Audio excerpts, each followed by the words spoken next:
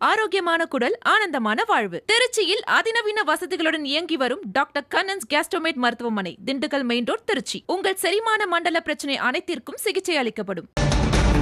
மேற்கு வங்க மாநிலத்தில் சட்டமன்ற தேர்தலுக்கான பரப்புரை இன்னும் சற்று நேரத்தில் ஓய்கிறது. தலைவர்களின் உச்சகட்ட பரப்புரை இன்னும் சற்று நேரத்தில் ஓய்கிறது. நாளை மறுநாள் 2ஆம் கட்ட வாக்குப்பதிவு நடைபெறும் 142 தொகுதிகளில் பரப்புரை இன்னும் சற்று நேரத்தில் நிறைவடைய உள்ளது என்ற அண்மை செய்தியை பார்க்கிறோம்.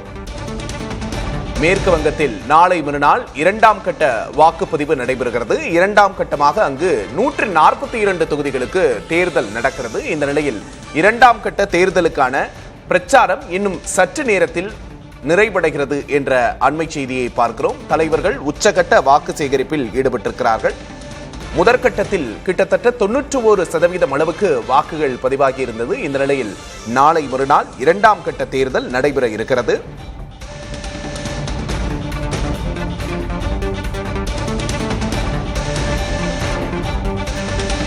பல்வேறு அரசியல் கட்சி தலைவர்கள் உள்ளிட்ட பல முக்கிய முகங்கள் அங்கு பரப்புரையில் ஈடுபட்டிருக்கிறார்கள். முதற்கட்ட தேர்தலில் மொத்தம் 152 தொகுதிகளுக்கு தேர்தல் நடந்தது. தற்போது 2ஆம் கட்டத்தில் 142 தொகுதிகளுக்கு தேர்தல் நடைபெற இருக்கு. இன்னும் சற்று நேரத்தில், அதாவது 6 மணிக்கு பரப்புரை அங்கு நிறைவடைகிறது. 2 கட்டங்களாக மேற்கு வங்கத்துக்கு தேர்தல் நடைபெற்றது.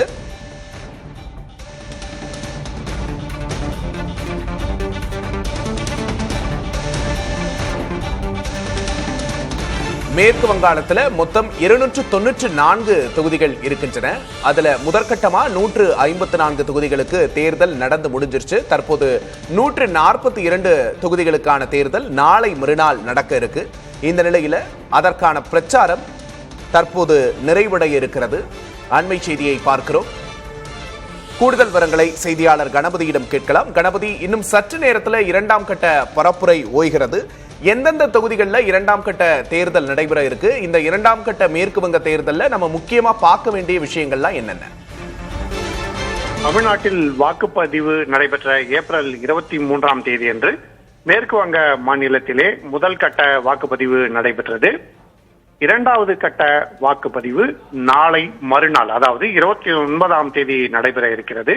ஆகவே 2ஆம் கட்ட வாக்குப்பதிவு நடைபெறும் தொகுதிகளிலே தற்போது நாம் பேசிக் கொண்டிருக்கும் இந்த நேரத்திலேயே பிரச்சாரம் ஓய்ந்திருக்கிறது.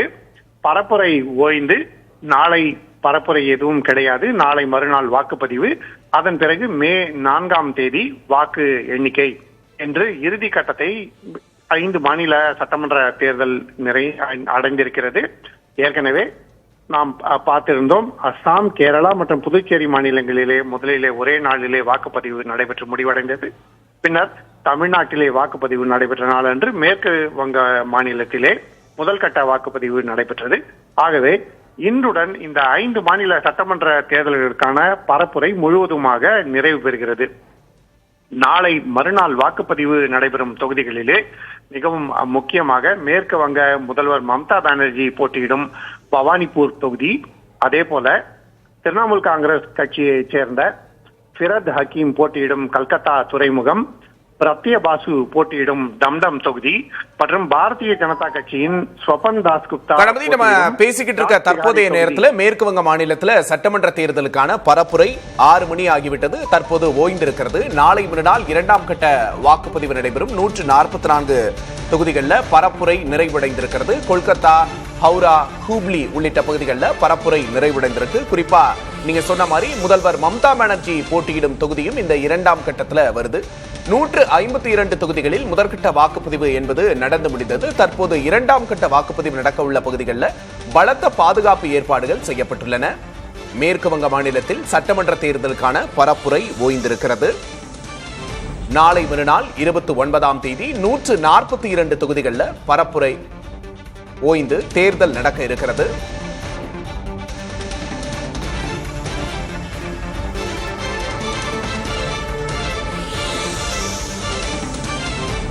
அனுமதி, மேற்கு வங்கத்தின் 2ஆம் கட்ட தேர்தல் தொடர்பா பேசிக்கிட்டு இருந்தோம். இதுல முக்கியமா முதல்வர் மம்தா போட்டியிடும் தொகுதியும் வருகிறது. வேற என்னென்ன முக்கியமான விஷயங்கள்லாம் இந்த 2ஆம் கட்டத்தில் இடம்பெறுது? கூடுதல் விவரம் என்ன? இந்த 2ஆம் கட்டத்தில் தேர்தல் நடைபெறும் பகுதிகள் திரிணாமுல் காங்கிரசின் கோட்டை என கருதப்படுகிறது. 2021 வருடத்திலே சட்டமன்ற தேர்தல் நடைபெற்ற போது இந்த 142 தொகுதிகளிலே 123 தொகுதிகளில் திரிணாமுல் காங்கிரஸ் வெற்றி பெற்றிருந்தது. ஆகவே இந்த தொகுதிகள் திரிணாமுல் காங்கிரஸ் ஆட்சி அமைப்பதற்கு மிகவும் இன்றியமையாத பங்களிப்பை செய்திருந்தன.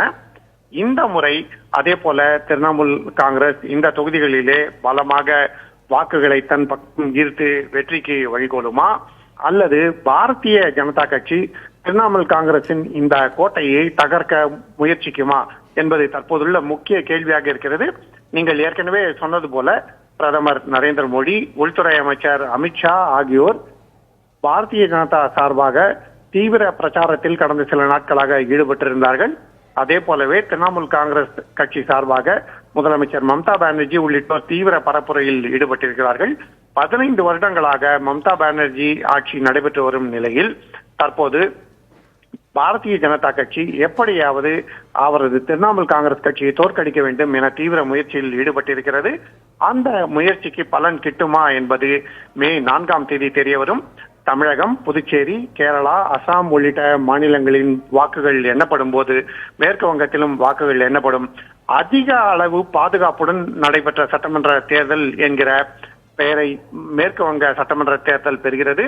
தமிழ்நாடு, புதுச்சேரி, கேரளா, அசாம் போன்ற மாநிலங்களிலே அந்த அளவுக்கு பாதுகாப்பு இல்லாத போது மேற்கு வங்க மாநிலத்திலே பல்வேறு பிரச்சனைகள் காரணமாக, குறிப்பாக SIR பிரச்சனை காரணமாக தீவிர பாதுகாப்பு ஏற்பாடுகள் செய்யப்பட்டிருக்கின்றன. ஆகவே இந்த பாதுகாப்பு ஏற்பாடுகள் 2ஆம் கட்ட வாக்குப்பதிவின் போதும் பின்னர் வாக்கு எண்ணிக்கை நடைபெறும் வரையிலும் தொடரும் என முடிவு செய்து துணை ராணுவ படைகள் அங்கேயே தங்கியிருக்க ஏற்பாடுகள் செய்யப்பட்டிருக்கின்றன. கணபதி, இந்த தேர்தல் அப்படிங்கிறது மம்தாவுக்கும் பாஜகவுக்குமான ஒரு முக்கியமான போர் அப்படின்னே சொல்லலாம். உணவு, கலாச்சாரம்னு பல்வேறு விஷயங்கள் இந்த தேர்தலில் எதிரொலிச்சிருக்கு. கூடுதல் விவரங்களுக்கு நன்றி கணபதி, பொறுத்திருந்து பார்க்கலாம்.